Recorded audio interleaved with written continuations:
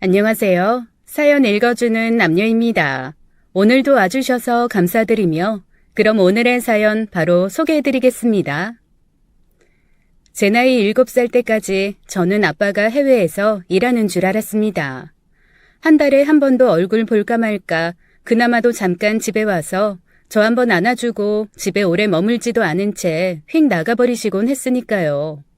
그런데 한 가지 이상했던 건 어린 마음에도 보통 아빠가 그렇게 집에 오면 엄마가 막 반가워하면서 반겨주고 기뻐하잖아요.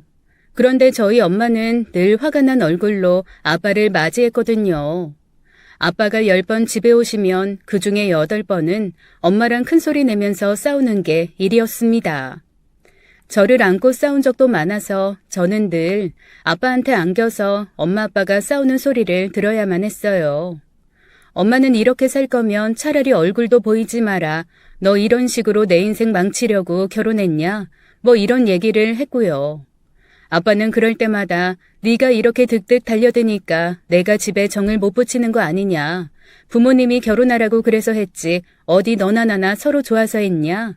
이런 얘기를 주고받곤 했습니다. 그때는 무슨 소린지 잘 몰랐지만 그냥 엄마랑 아빠가 서로를 좋아하지 않는다는 것만은 어린 마음에도 확실하게 알 수 있었죠. 그렇게 몇 년 더 지나고 제가 10살이 됐을 무렵 아빠는 집을 아예 들어오지 않게 되었습니다. 제가 엄마한테 한번 물어본 적이 있었어요. 엄마, 아빠는 이제 집에 안 와요? 그러자 엄마가 몹시 쓸쓸한 얼굴로 그러시더라고요. 너희 아빠 이제 집에 안 올 거야. 왜요? 아빠 저 보고 싶지 않대요? 있잖아. 아빠는 아주 멀리 갔어. 아빠가 집에 아마 못 오실 것 같아. 정말 멀리 일하러 가셨는데 오기가 너무너무 힘드시대. 그렇구나. 아빠 너무 힘들겠다. 주소도 몰라요? 아빠한테 힘내라고 편지 써주고 싶은데. 그 말에 대답 없이 고개만 젓던 엄마의 슬픈 표정이 아직도 선합니다. 아빠가 멀리 일하러 갔다는 말, 너무 멀어서 오기 힘들다는 말, 전 그때 엄마 말을 믿었어요. 아빠가 멀리 갔다고 하니까 그냥 멀리 갔나 보다 한 거죠. 그런데 그로부터 몇 년 뒤 제가 중학생이 됐을 무렵이었습니다. 아빠가 남자애 하나, 여자애 하나를 데리고 글쎄 집으로 오신 거예요. 저랑 나이차가 꽤 나는 아이들이었고 큰아이가 이제 막 7살, 둘째 아이가 5살쯤 되어 보였습니다. 아빠는 수년 만에 만난 저는 안중에도 없었어요. 그냥 엄마를 보자마자 버럭 화를 내며 그러시더라고요. 네가 고집을 득득 부려 이혼을 안 해줘서 아이들 여전히 호적에도 못 올렸고 애 엄마도 도망갔어. 얘네 키워야 하는데 너 어떡할 거야? 책임질 거야? 대체 내 인생을 몇 번이나 망치는 거야? 그날부터 엄마 아빠 또 서로를 잡아먹을 듯이 싸웠습니다. 그런데 그렇게 싸우는 와중에도 엄마는 꼬박꼬박 그 아이들의 밥을 챙겨주셨어요.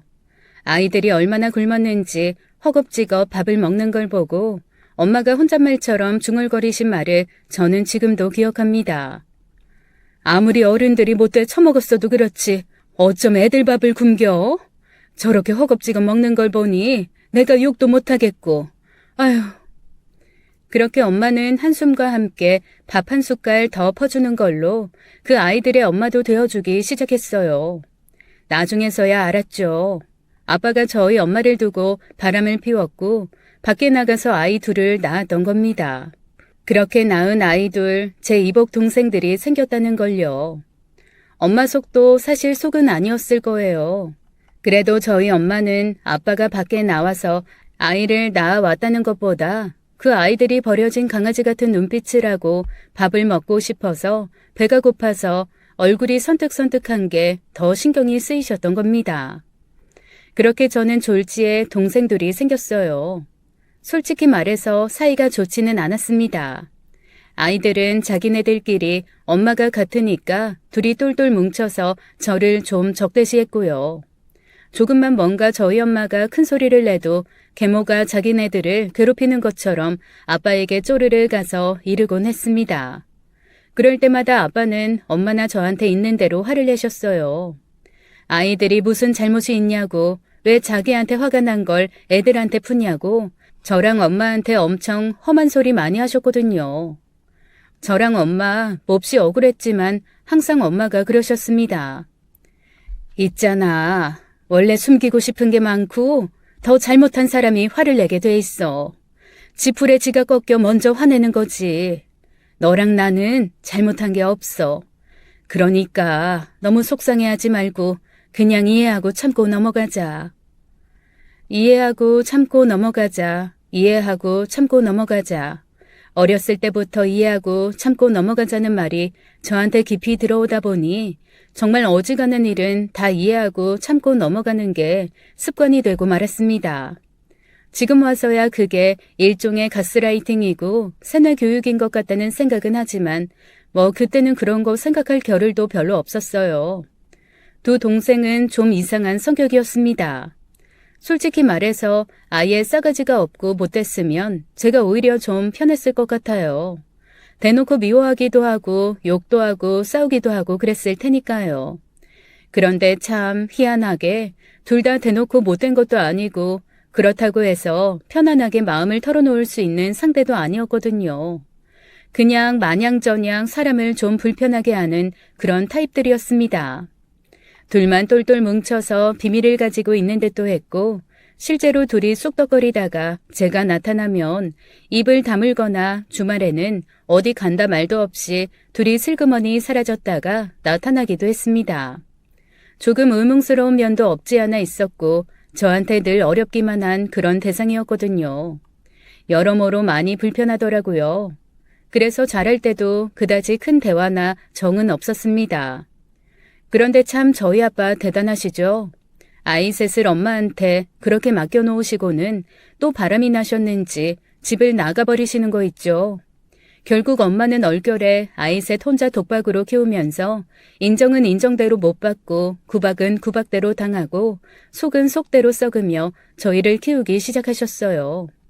제가 처음에 엄마한테 그렇게 말을 한 적이 있습니다. 엄마, 굳이 뭐하러 이렇게 애를 쓰고 살아? 그냥 아빠랑 이혼해. 그리고 아빠 보고 애 키우라고 하고. 이렇게 살지 말자. 엄마, 이거 너무 힘든 일이다. 그런데 엄마가 그러시더라고요. 개 한 마리를 버려도 그 집 대문 훔쳐보면서 이 집에 밥이 좀 있나, 이 강아지 밥 안 굶기고 잘 키워줄 집인가 훔쳐보다가 놓고 가. 네 아빠가 애 키울 사람이니? 누울 자리를 보고 발을 뻗어야지. 그리고 내 새끼가 있는데 어떻게 손을 다 놓니? 엄마, 그렇게는 못해. 그리고 어쨌거나 밥 같이 먹으면 식구인데 식구끼리 어떻게 나 몰라라 해. 쟤네도 지금은 철이 없어서 저렇지. 크고 나면 그래도 키워준 공도 알고 다 알 거야. 그렇게 생각해야지 뭐. 엄마, 쟤네 그런 거 모를 것 같아서 그래. 쟤네가 뭘 알겠어? 지금도 저렇게 철딱서니가 없는데. 그리고 하는 꼬라지를 봐. 알아도 모른 척할 애들이라니까. 그래도 다 나중 되면 알아. 엄마는 그렇게 생각할래. 아우, 답답해. 엄마, 키워준 공은 없다잖아. 검은 머리 짐승 키우는 것도 아니래잖아. 대체 엄마는 왜 나보다도 더 철이 안 들었어? 아이고, 그런 소리 하지 마라. 그래도 다 크면 달라져. 엄마는 마지막까지도 그래도 크면 달라진다는 희망을 가지고 계신 것 같았어요. 그런데 저는 아무리 생각해도 제 동생들이 썩 나아질 것 같지 않았거든요.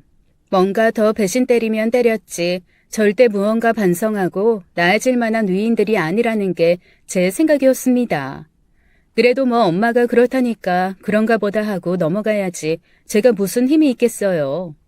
그렇게 어른이 되고 제가 결혼을 하면서 동생들과는 사실 좀 멀어졌습니다.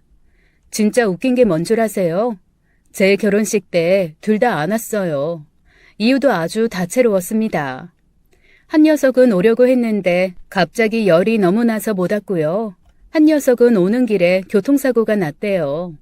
그런데 둘 다 제 남편한테 동생이랍시고 여자애는 명품 가방 하나 받았고 남자애는 양복 한 벌 받았거든요.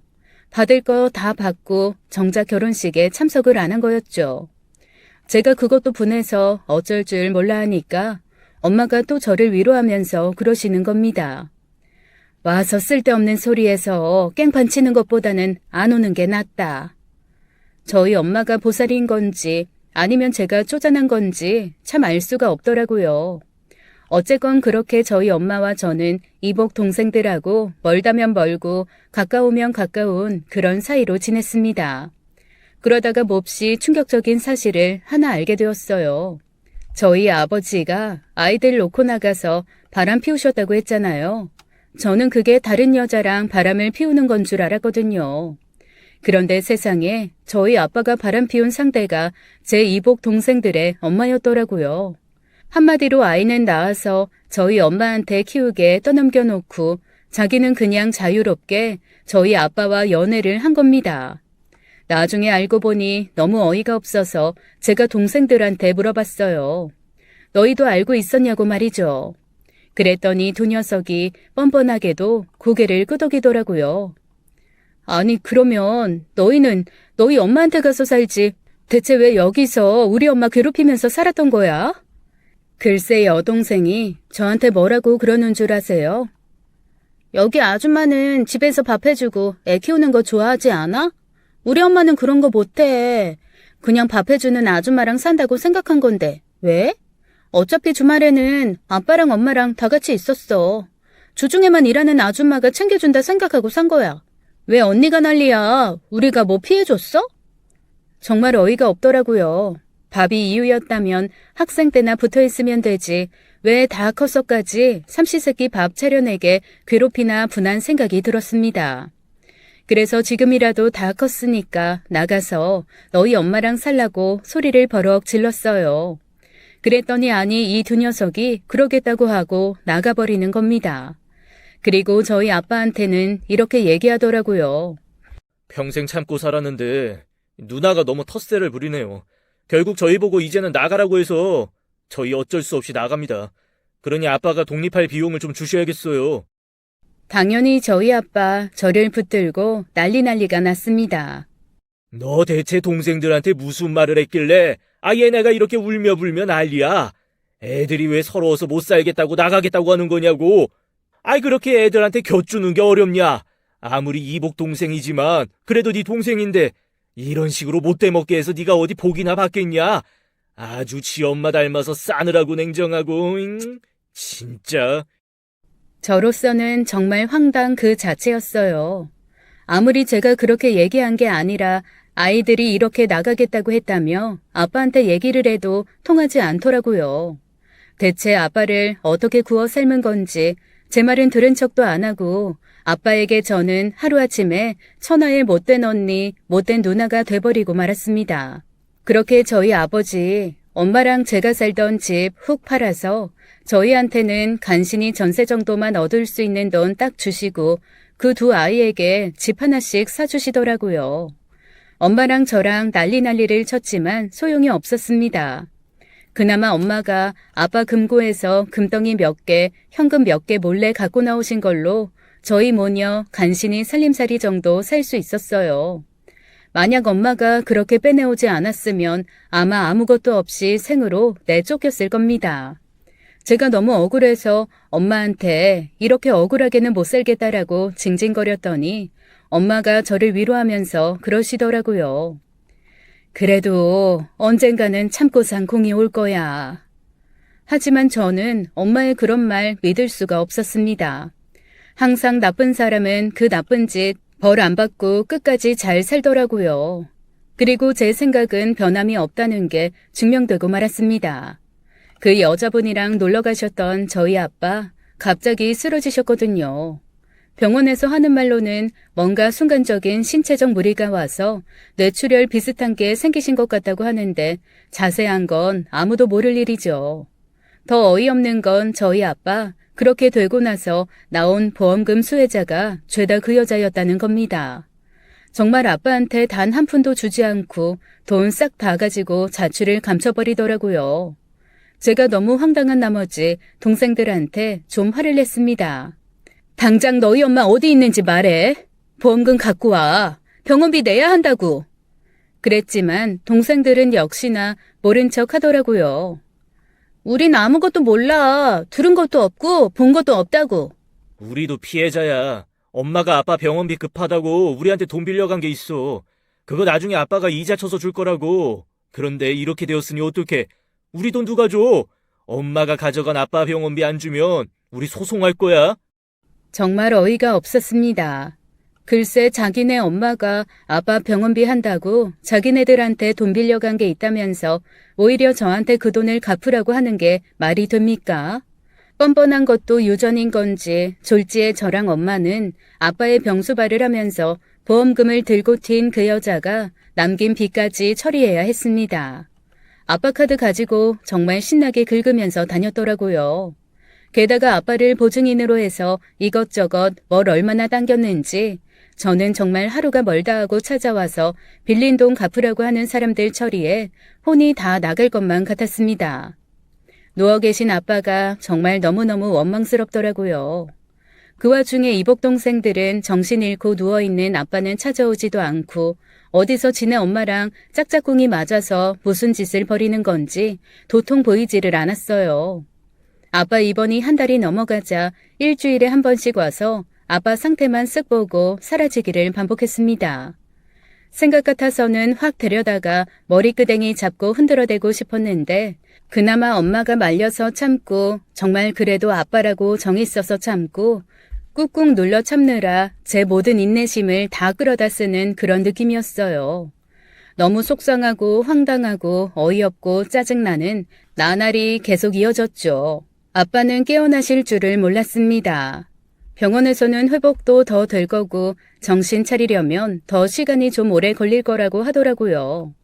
그 와중에 저랑 엄마는 정말 어디서 돈을 구해야 되나 매일매일이 지옥 같고 힘든데 제 이복 동생들 어디서 그렇게 돈이 났는지 신나게 여행도 다니고 놀러 다니고 아주 행복해 보였어요.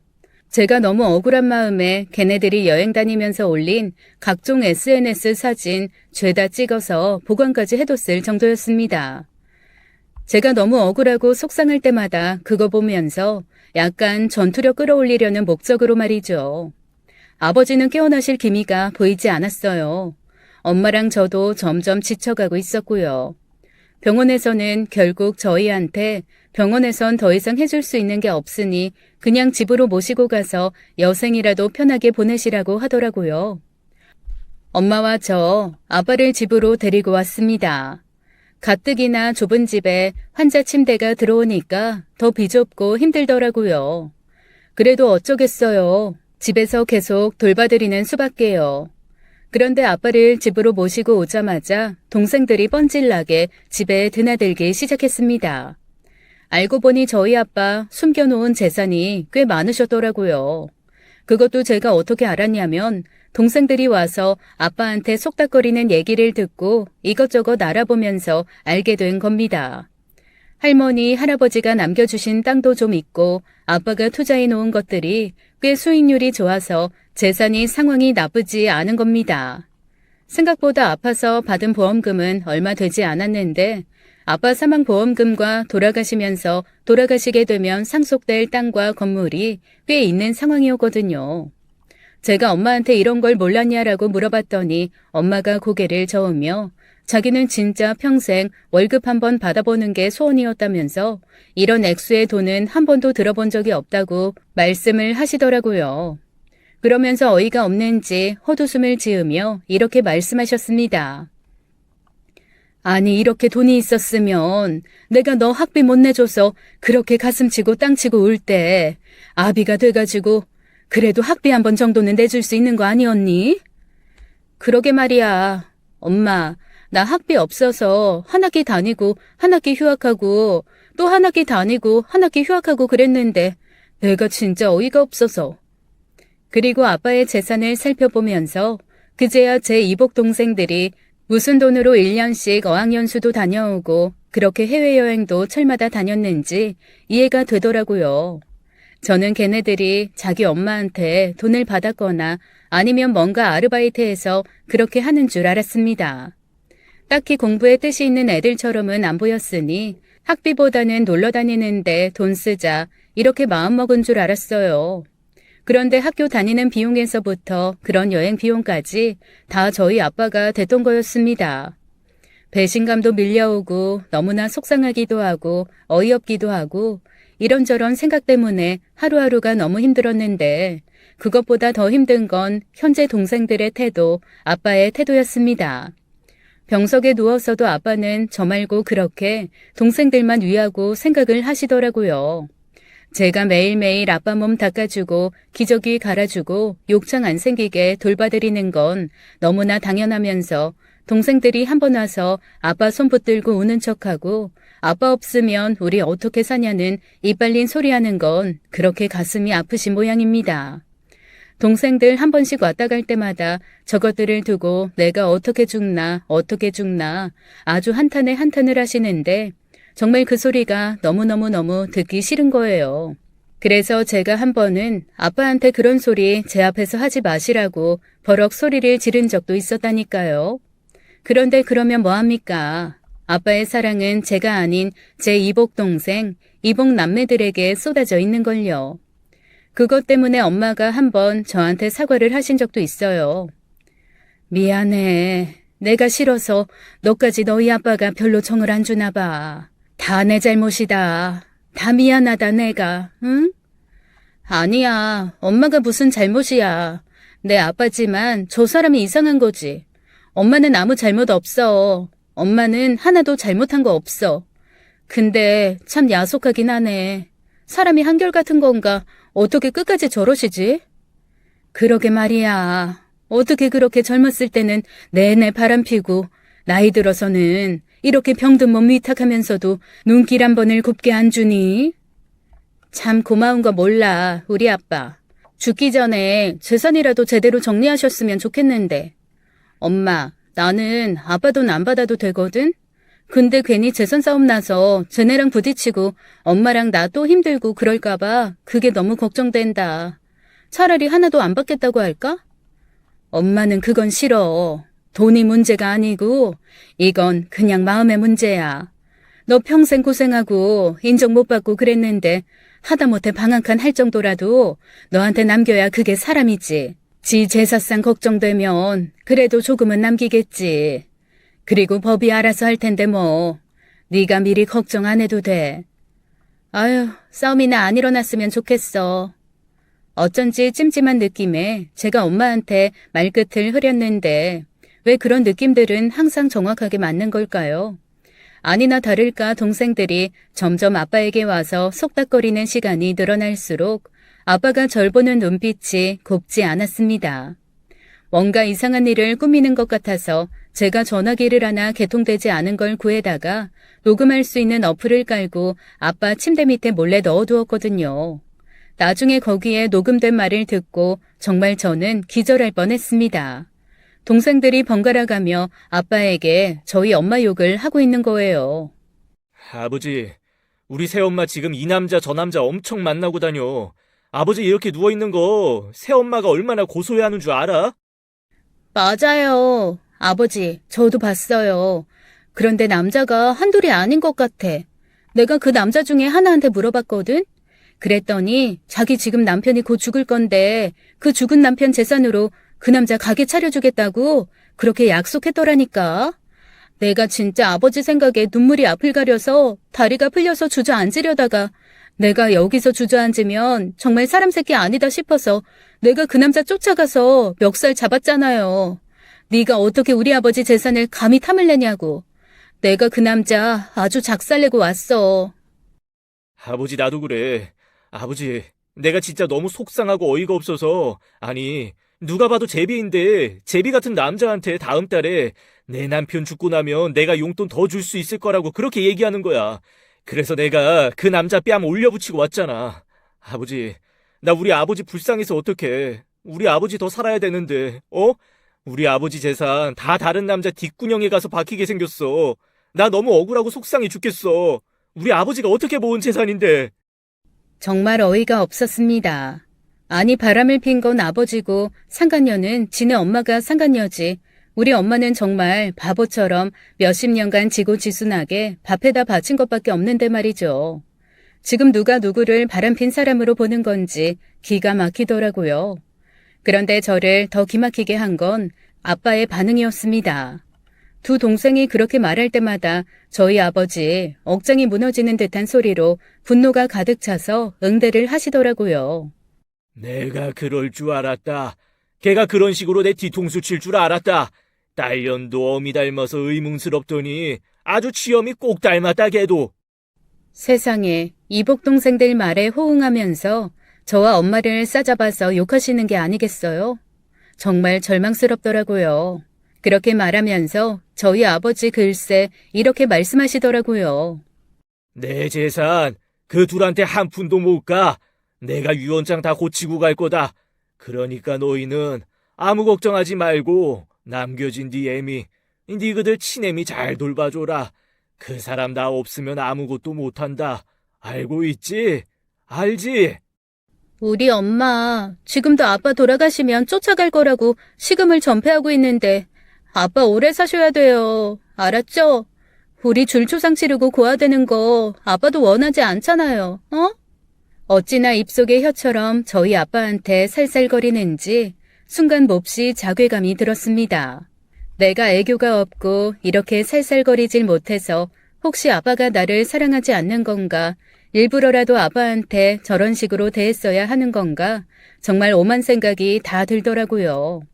그래서 아빠가 돌아가시기 전에 한 번은 그래도 아빠에게 진실을 말하고 사과를 받고 싶고 저도 아빠한테 딸로서 인정을 한번 받고 싶다는 생각을 계속하게 되더라고요. 언제가 좋을까 고민하고 있었는데 항상 시간은 제 편이 아니었습니다. 그렇게 앓던 아빠가 너무나 갑자기 돌아가셨거든요. 엄마와 저는 미리 예상을 하기는 했지만 그럼에도 불구하고 황망한 마음을 감추지 못했습니다.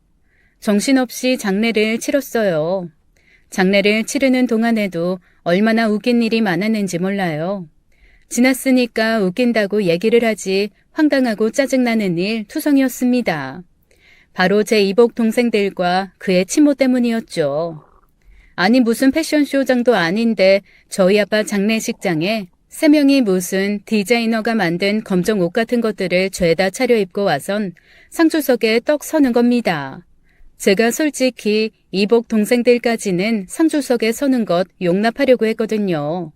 그런데 저희 엄마가 계셔야 될 자리에 그 상간녀가 서 있는 걸 보고 저도 모르게 폭발을 해서 뻔뻔하게 어딜 여기 와서 얼굴을 들이미냐고 소리를 버럭 질렀습니다. 그러자 상간녀가 뭐라고 하는 줄 아세요? 뻔뻔하긴 뭐가 뻔뻔해. 그쪽은 애 하나지? 나는 둘이야. 쪽수라도 내가 더 사랑받는 여자라고. 그리고 그쪽 엄마랑 잔 시간보다 나랑 잔 시간이 훨씬 많아. 점유율이 내가 더 크다니까. 당연히 내가 저 앞에 서야지. 어디 지금 버림받은 마누라 주제에 밥하는 아줌마밖에 안 되는 게 호적이 대수야? 이건 살썩고 잔정이 얼마나 있느냐 없느냐 문제야.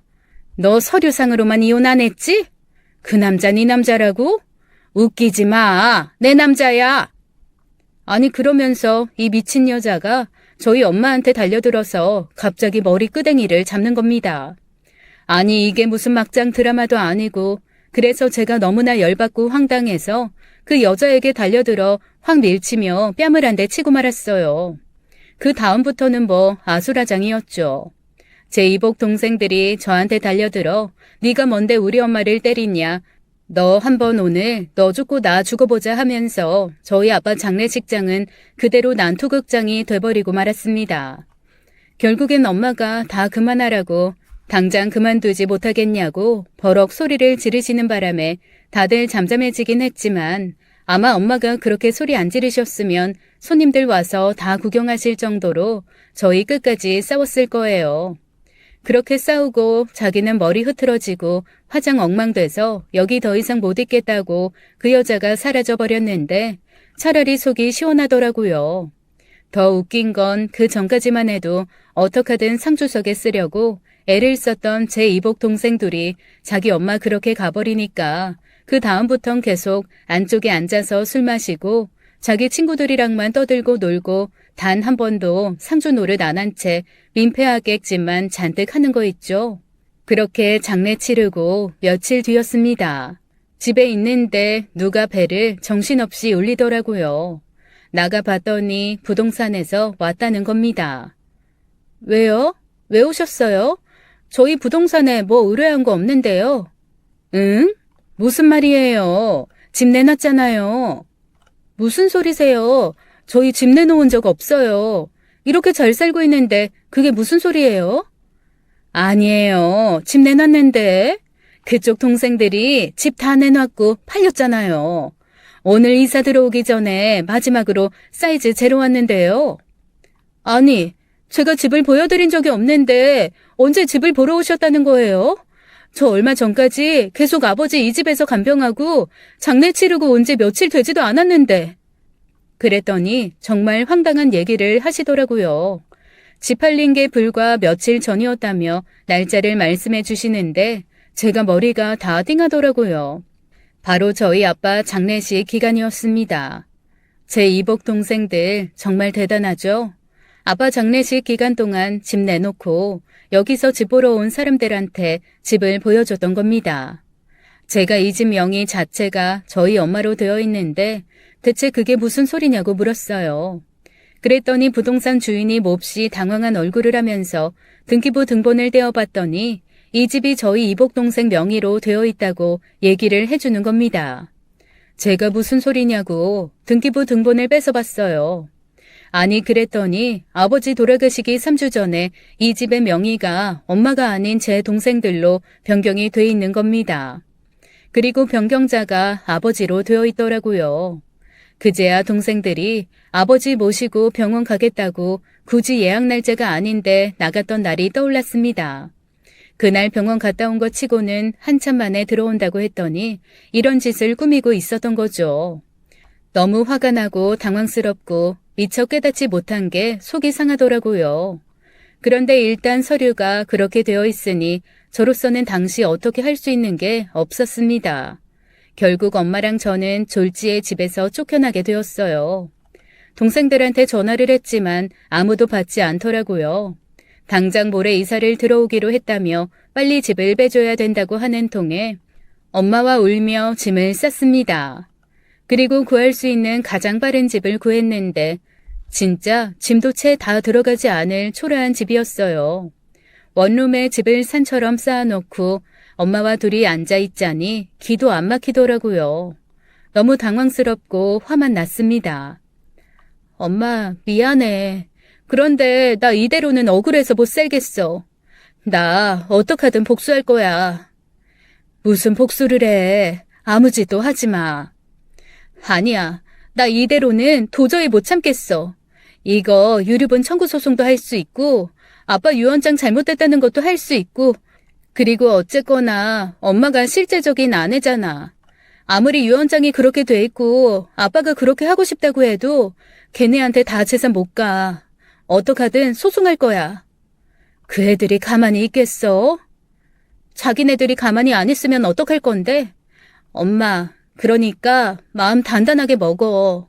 저는 엄마에게 어떡하든 소송해서 이 아이들에게서 재산을 뺏어올 거라고 선언했습니다. 그리고 엄마한테 이렇게 얘기했죠. 엄마, 지금 아빠의 법적 아내는 엄마야. 엄마가 가장 큰 재산을 물려받을 수 있는 1순위라고.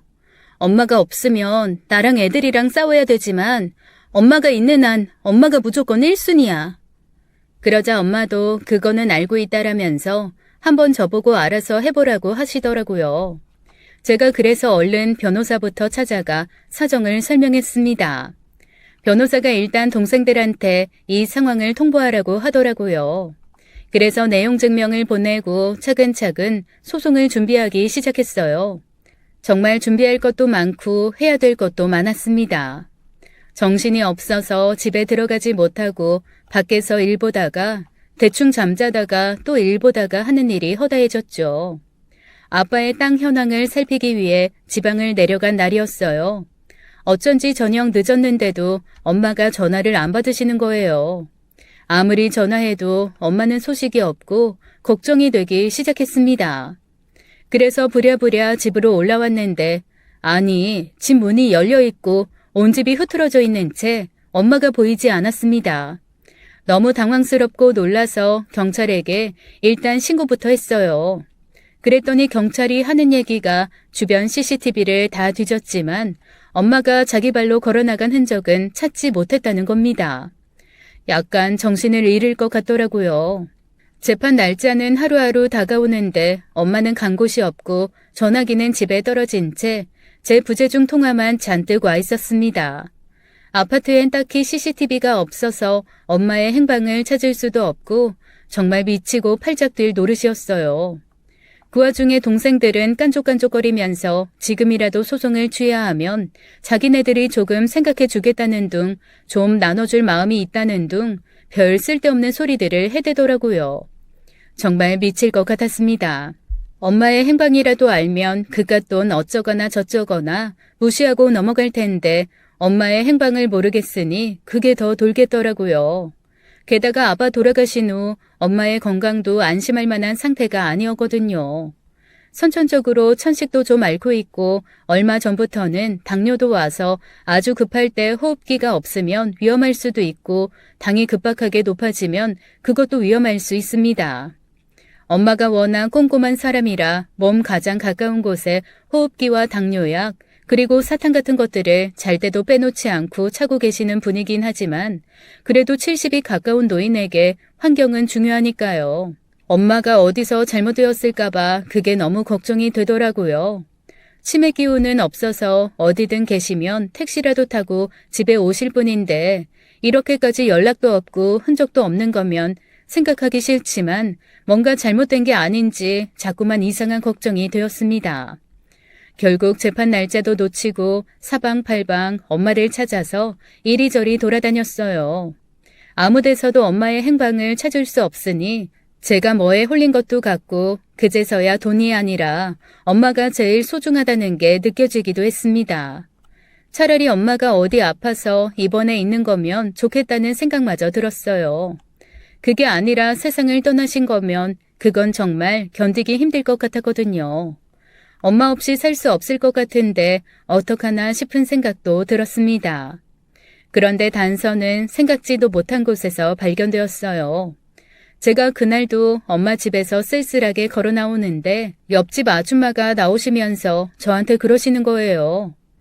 그 집 엄마 아직도 집에 안 들어왔어? 제가 아주머니가 계속 엄마 행방을 물어볼 때마다 좀 여행 가셨다고 놀러 가셨다고 그냥 그렇게만 말씀드렸거든요.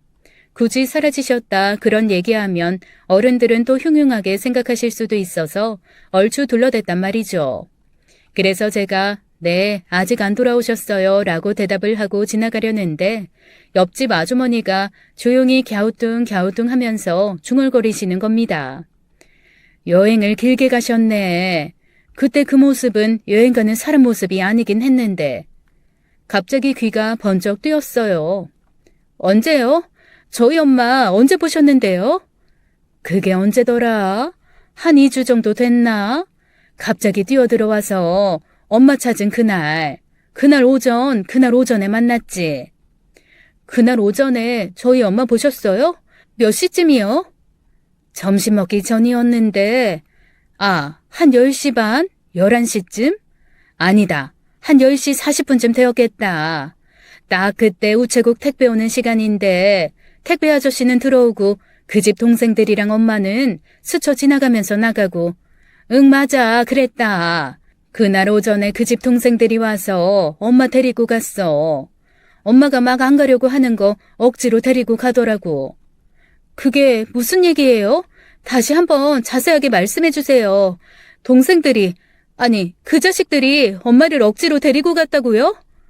아니, 나는 또 워낙 그 집 동생들이랑 다 사이가 이렇게 썩 좋은 건 아니니까.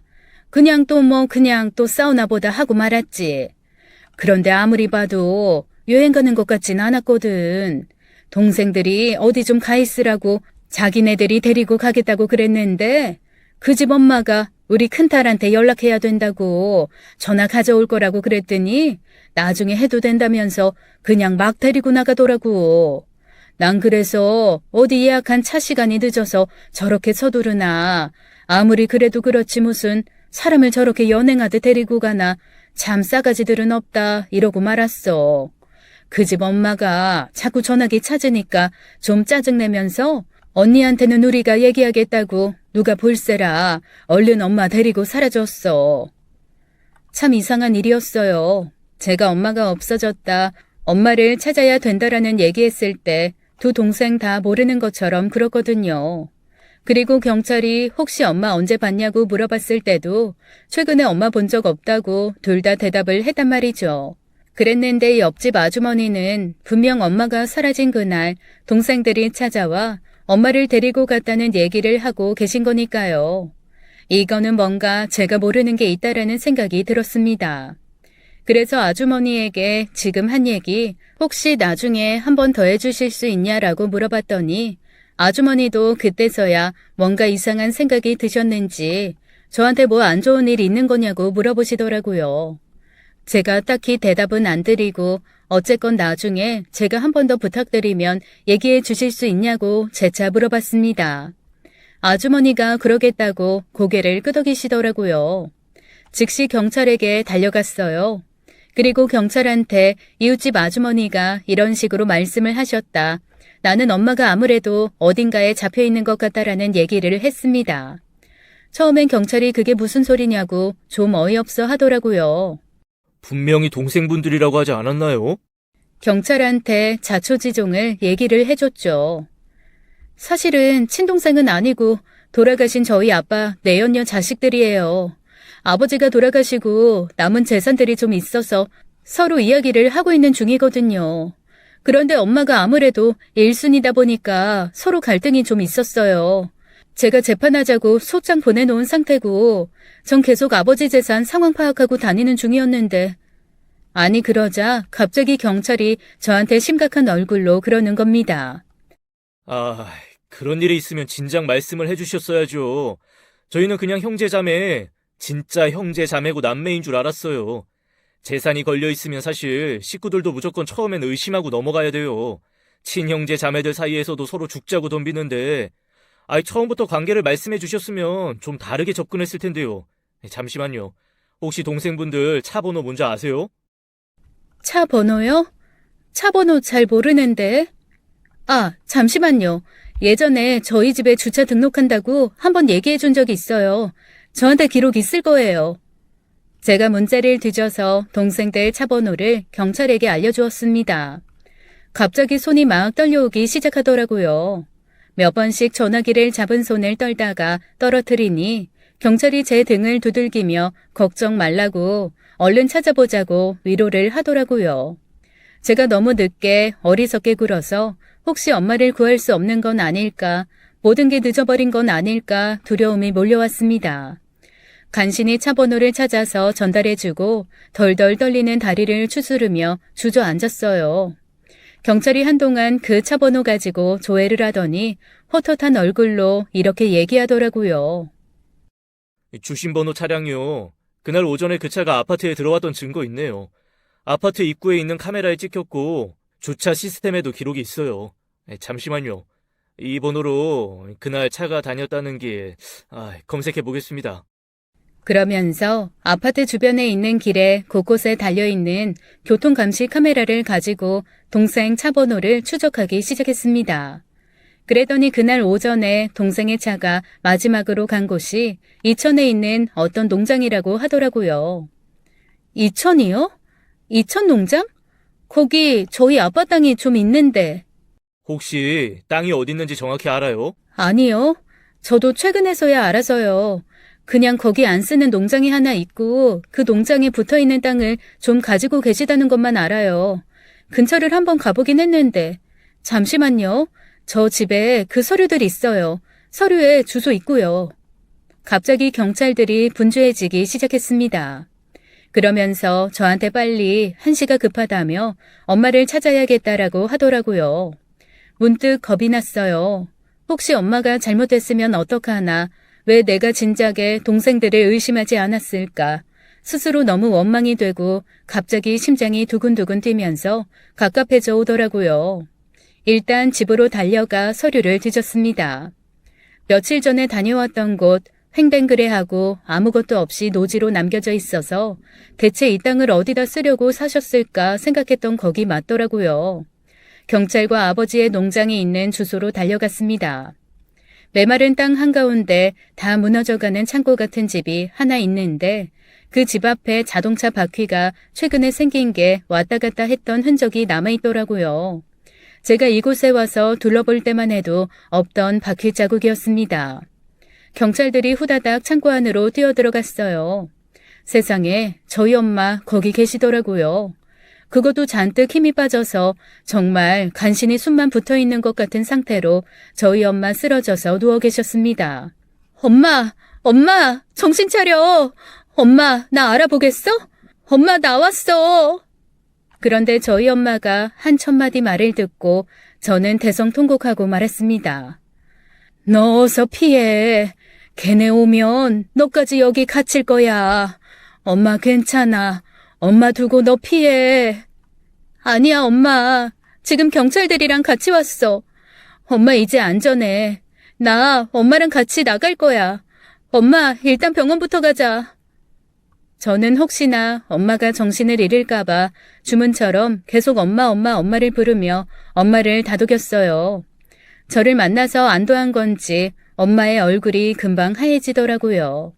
그동안 어떡하든 정신을 잃지 않고 버티려고 하셨던 모양이었습니다. 주변을 둘러보니 엄마가 비상으로 가지고 다니던 사탕 껍데기들이 흩어져 있었어요. 이 못된 것들이 엄마 다리를 꽁꽁 묶어놨더라고요.